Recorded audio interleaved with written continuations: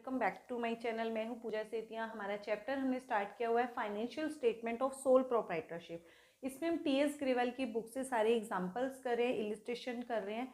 आज हम next illustration करेंगे जिसमें आपको पूरा फाइनेंशियल स्टेटमेंट बनाना है, जैसे trading, profit and loss account और बैलेंस शीट। इसमें जो बैलेंस शीट के हमारे दो ऑर्डर होते हैं, या तो लिक्विडिटी के बेस पे या फिर परमानेंसी के बेस पे। आज जो हमें बैलेंस शीट बनानी, नॉर्मल ट्रेडिंग और P&L में कोई ऑर्डर नहीं होता, उसको नॉर्मल तरीके से बनाना है और बैलेंस शीट का ऑर्डर दिया हुआ है।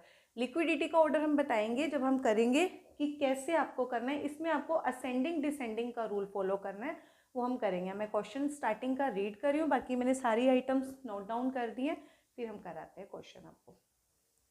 From the following trial balance आपको गिवन है। Prepare trading and profit and loss account for the year ended 31 March 2024।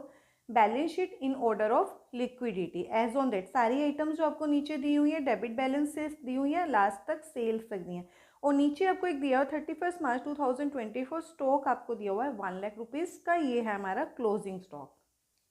अब देखो, हमें ये सारी आइटम्स दी हुई थी, मैंने नोट डाउन कर ली। ये जो नीचे मैंने 4 आइटम्स लिखी हैं, ये आपके जो ट्रायल बैलेंस में क्रेडिट बैलेंस करके दिया हुआ था, और ये सारी चीज़ें आपको डेबिट बैलेंस करके दी हुई थी। डेबिट का मतलब होता है कि या तो ट्रेडिंग के डेबिट में, या प्रॉफिट एंड लॉस के डेबिट में, या फिर बैलेंस शीट की तो देखो डेबिट क्रेडिट साइड नहीं होती। बैलेंस शीट का डेबिट का मतलब होता है एसेट और क्रेडिट का मतलब होता है लाइबिलिटी। अब आपको लिक्विडिटी ऑर्डर में बैलेंस शीट बनानी है, लेकिन उससे पहले हम नॉर्मल ट्रेडिंग और P&L बनाएंगे। ऐसे नहीं करना है कि आपको पहले ट्रेडिंग की आइटम्स ढूंढ के पहले ट्रेडिंग में फिल करो, फिर P&L की ढूंढो, फिर बैलेंस शीट की ढूंढो। नहीं, ऐसे नहीं करना है। जहां से आपको फर्स्ट आइटम दिए, जो जिसकी आइटम है उसको वहां पर पुट करते जाओ, ठीक है। उसको यहाँ पे बैलेंस शीट में आप पहले पेंसिल से पुट करोगे। अगर आपको नोटबुक में ऐसे वैसे, तो ऐसा लिक्विडिटी और परमानेंसी का ऑर्डर पूरे बिग वाले क्वेश्चन में नहीं आता है, MCQ में आता है, ठीक है। तो उसमें आपको पता होना चाहिए। अभी हम ऐसे ही फिल कर देंगे, ठीक है। उसके बाद हम उसको ऑर्डर में लगाएंगे। अब सबसे पहले डेटर। डेटर क्या होता है? हमारी एसेट होती है। तो एक चीज पहले है कि हम क्या करेंगे, लिक्विडिटी का मतलब क्या होता है? Ascending order. पहले हम ऑर्डर लिख देते हैं, उसको फिर हम आगे पीछे कर देंगे। लिक्विडिटी का मतलब क्या होता है? Ascending order. और एक परमानेंसी ऑर्डर होता है, उसका मतलब होता है डिसेंडिंग ऑर्डर। जैसे हम छोटे होते थे, हमें क्या होता था कि क्वेश्चन दिया होता था असेंडिंग ऑर्डर में लगाओ, और असेंडिंग का मतलब क्या होता था? सबसे पहले छोटा नंबर, फिर उससे बड़ा, फिर उससे बड़ा, ठीक है। और डिसेंडिंग का मतलब सबसे पहले बड़ा, फिर छोटा, फिर उससे छोटा। तो इसमें हमारा असेंडिंग का मतलब क्या है? बैलेंस शीट में जो सबसे पहले कैश में कन्वर्ट होगा, फिर उसका उस पहले जो सबसे कम टाइम में कैश लेगा, फिर उससे थोड़ा टाइम, फिर उससे थोड़ा टाइम, ऐसे। और परमानेंसी ऑर्डर क्या होता है कि जो सबसे लेट कैश में कन्वर्ट होगा, फिर उससे कम, फिर उससे कम, ऐसे। सबसे पहले बड़ा, फिर छोटा, फिर छोटा, ऐसे आपको करना है। अब सबसे पहले हमारा लिक्विडिटी ऑर्डर है, तो हमारी यहाँ पर करंट एसेट्स पहले आएंगी। करंट एसेट्स पहले आएंगी, थोड़ा सा गैप छोड़ देते हैं, और फिर यहाँ पर आएंगी हमारी फिक्स एसेट्स। और इस साइड पहले क्या आएंगी? करंट लाइबिलिटीज, या फिर लाइबिलिटीज लिख सकते हो। करंट की जगह आप सिर्फ लाइबिलिटीज वर्ड भी लिख सकते हो। और उसके बाद हमारी आएगी कैपिटल, ठीक है। अब सबसे पहले उन्होंने बोला है डेटर। डेटर हमारी क्या होती है? करंट एसेट होती है। तो डेटर अभी हम ऐसे ही ऑर्डर को लिख देंगे, उसके बाद मैं आपको करूंगी, बताऊंगी कि क्या कौन पहले आएगा, कौन बाद में आएगा। सबसे पहले डेटर, तो मैं यहाँ पर डेटर लिख रही हूँ अंदाजे से। डेटर 35,000। उसके बाद स्टॉक यहाँ पे लिखते, लेकिन नहीं, ये वाला जो स्टॉक है, सॉरी, ये जो स्टॉक है वो 1 अप्रैल का था। कौन सा स्टॉक था ये? 1 अप्रैल का।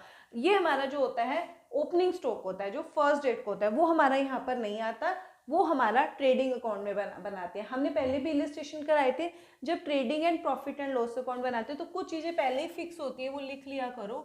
यहाँ पर सबसे पहले क्या लिखते हैं? टू ओपनिंग स्टॉक, और यहाँ लिखते हैं बाय क्लोजिंग स्टॉक। यहाँ पर लिखते हैं टू परचेज, और यहाँ लिखते हैं सेल बाय सेल्स। अगर इनकी रिटर्न है तो इसमें से माइनस कर देते हैं, और उसके बाद जो भी डायरेक्ट एक्सपेंसेस होते हैं वो आते हैं, उसको फिर फिल करते हैं। अब हमारा क्या है? स्टॉक। ये हमारा 1 डेट को था ओपनिंग स्टॉक, कितना है? 50,000। वो हमारा यहाँ पर आएगा, तो यहाँ लिख देंगे 50,000। उसके बाद है लैंड एंड बिल्डिंग, मैंने शॉर्ट फॉर्म यूज करी है। लैंड एंड बिल्डिंग हमारी क्या होती है, फिक्स एसेट होती है, वो हमारी यहाँ आ जाएगी। अभी हम ऑर्डर वाइज ऐसे ही लिख देते हैं, लैंड एंड बिल्डिंग 1 लाख। उसके बाद है cash in hand. Cash in hand जो है हमारे हाथ में ही कैश है, लिक्विडिटी ऑर्डर में सबसे ऊपर आता है cash in hand, cash in hand, क्योंकि ये हमारे हैंड में ही है तो ये सबसे लिक्विड होता है। उसके बाद कैश एट बैंक, जस्ट इसके बाद आएगा कैश एट बैंक, ये सेकेंड नंबर पे होता है 40,000। उसके बाद वेजेस, वेजेस हमारा डायरेक्ट एक्सपेंसेस है, ट्रेडिंग में जाता है, यहाँ पर आ जाएगा टू वेजेस, कितना है 30,000। नेक्स्ट हमारा है इंटरेस्ट। इंटरेस्ट ये हमारी सारी डेबिट साइड की चीजें हैं। इंटरेस्ट आपका क्या है, डेबिट मतलब प्रॉफिट एंड लॉस अकाउंट में आ जाएगा।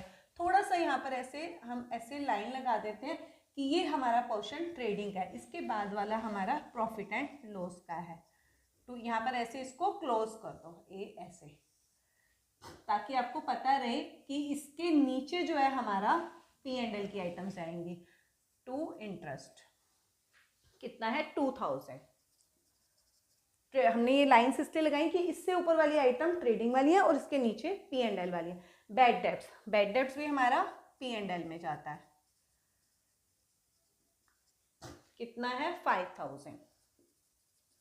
नेक्स्ट हमारा है रिपेयर, वो भी इसी में जाता है,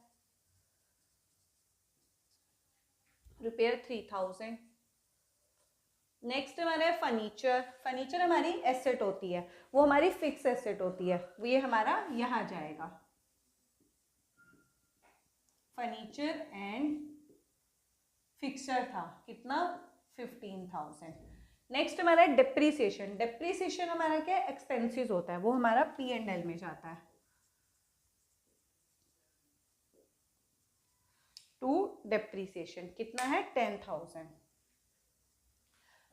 नेक्स्ट है हमारा रेंट। रेंट डेबिट साइड की आइटम है तो इधर ही जाएगा, टू रेंट, कितना है 8,000। नेक्स्ट है सैलरी, वो भी इसी साइड जाएगी, टू सैलरीज 20,000। नेक्स्ट है हमारा ड्राइंग्स। ड्राइंग्स क्या होता है, कैपिटल होती है, उसमें से आप लेस कर दोगे, ड्राइंग्स यहाँ पर जाती है, इसको यहीं पर, इसीलिए हम क्या करते हैं सारे स्ट्रक्चर एक साथ बनाते हैं कि हमें कोई भी आइटम कोई भी मिस भी नहीं होती है और हमें टाइम भी कम लगता है। ड्राइंग्स कितना 20,000, इसको यहाँ पर जब कैपिटल आएगी उसमें से हम माइनस कर देंगे। परचेज 1 लाख, यहाँ पर है परचेज 1 लाख। नेक्स्ट है हमारा GE मतलब जनरल एक्सपेंसेस, यहाँ पर आएगा, आप पूरा वर्ड लिखोगे, मैं शॉर्ट फॉर्म, मेरा मेन मोटिव आपको समझाना है कॉन्सेप्ट। नेक्स्ट है हमारा P&M मतलब plant and machinery. Plant and machinery हमारा फिक्स एसेट होती है, ये इधर आ जाएगा, प्लांट एंड मशीनरी 57,000। ये सारी आइटम्स हमारी फिल हो गई। अब अभी ये वाली बात, कैपिटल। कैपिटल कितनी है 2,50,000, वो यहाँ पर आ जाएगी। नेक्स्ट हमारा इंटरेस्ट, ये सारी क्रेडिट की थी तो P&L में क्रेडिट में आएगा, बाय इंटरेस्ट 6,000। क्रेडिटर्स लाइबिलिटी होती है, इधर आ जाएगा, सन्ड्री क्रेडिटर्स कितना है 1,10,000। सेल हमारी इधर आती है 1,07,000। अब बच्चा क्लोजिंग स्टॉक। क्लोजिंग स्टॉक की एक अच्छी चीज़ याद रखो, अगर ये सारी आइटम ट्रायल बैलेंस के अंदर थी, ठीक है, ट्रायल बैलेंस के अंदर अगर क्लोजिंग स्टॉक आता तो यहाँ पर नहीं आता। अब हमारा क्लोजिंग स्टॉक नीचे दिया हुआ था जब हमने क्वेश्चन रीड किया था 1 लाख रुपीज़ का, तो हमारा यहाँ पर भी आएगा ये 1 लाख, और क्लोजिंग स्टॉक बैलेंस शीट में भी आएगा स्टॉक, यहाँ पर लिखेंगे ये कौन सा है क्लोजिंग, क्योंकि ये लास्ट डेट को है 1 लाख। अब हम इसका सारा क्या करेंगे, टोटल करेंगे। टोटल कैसे करते हैं, ट्रेडिंग अकाउंट का इस साइड टोटल करोगे तो कितना आ रहा है 2,70,000। इसमें से ये सारा माइनस कर दो तो ये हमारा आ जाता है यहाँ पर ट्रेडिंग अकाउंट से निकलकर ग्रॉस प्रॉफिट, जो कि ग्रॉस प्रॉफिट ट्रांसफर होता है प्रॉफिट एंड लॉस अकाउंट में। 2,70,000 में से ये सारा माइनस कर दो तो कितना आ रहा है 90,000।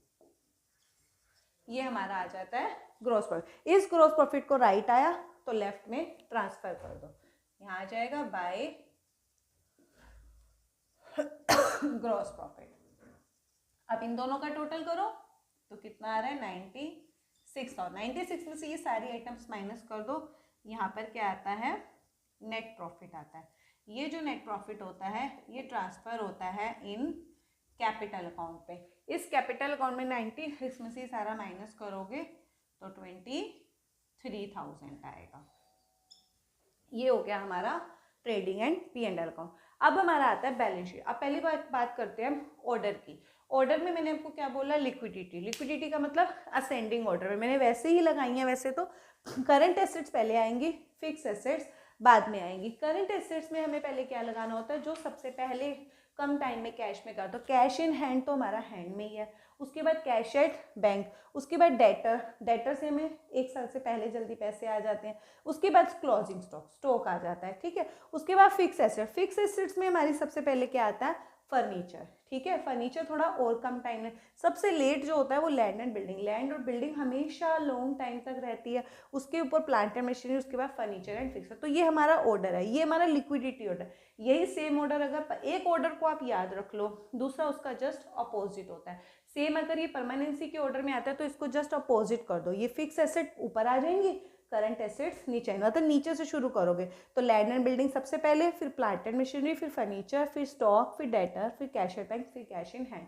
लिक्विडिटी ऑर्डर में कैश इन हैंड सबसे ऊपर और परमानेंसी ऑर्डर में कैश इन हैंड सबसे नीचे होता है। और उसमें आप उसके बाद आप अगर इस साइड की बात करते हो, पहले लाइबिलिटीज आती हैं, फिर कैपिटल आता है लिक्विडिटी ऑर्डर में। अगर परमानेंट ऑर्डर में आता है तो ये उल्टा हो जाएगा, कैपिटल वाला पोर्शन ऊपर, लाइबिलिटी वाला नीचे आ जाता है। ये हमारा ऑर्डर होता है। अब इसमें हम क्या करोगे, कैपिटल का वो पहले लिखा, उसके अंदर ड्राइंग्स माइनस कर देते हैं, तो ये कितनी हो गई 2,30,000। इसमें ऐड कर देंगे नेट प्रॉफिट। नेट प्रॉफिट हमारा 23,000 आया, इसको ऐड कर दो तो ये कितना हो जाएगा 2,50,000। अब इन दोनों साइड्स का टोटल करो। इन दोनों साइड्स का अगर आप टोटल कर रहे हो तो इस पूरे का टोटल करो तो वो हमारा आ रहा है 3,63,000। इस साइड का भी करोगे तो 3,63,000। ये हमारा, अगर लास्ट में आपका पूरा फाइनेंशियल स्टेटमेंट बनाना होता है, लास्ट में अगर आकर बैलेंस शीट का दोनों साइड्स का टोटल इक्वल आ जाता है तो इट मीन्स आपने क्वेश्चन एकदम एक्यूरेट किया। और क्वेश्चन जब भी ऐसे आए तो आपको हमेशा ऐसे करना है, ऐसे नहीं कि पहले छांट के आपको चूज करोगे कि कौन सी ट्रेडिंग में कौन सी जाएगी, नहीं, सीक्वेंस में शुरू करो। जहाँ से दिया हुआ आपको आइटम, दोनों स्ट्रक्चर पहले बना लो, जो आइटम जहाँ की है उसको पुट कर दो। अगर ऑर्डर वाइज आता है तो उसको बैलेंस शीट में थोड़ा, या उसको रफली में रख लो थोड़ा सा ऑर्डर वाले को, उसको बाद में फिर आगे पीछे करके पुट कर दो। ये हमारा इलिस्ट्रेशन 20 था TS ग्रेवाल की बुक से, जो हमने किया लिक्विडिटी ऑर्डर के बेस पे फाइनेंशियल स्टेटमेंट बनाया हमने। ये हमारा, अगर आपको कोई भी आइटम नहीं समझ आई है तो आप कमेंट सेक्शन में छोड़ देना, उसका आपको रिप्लाई कर देंगे।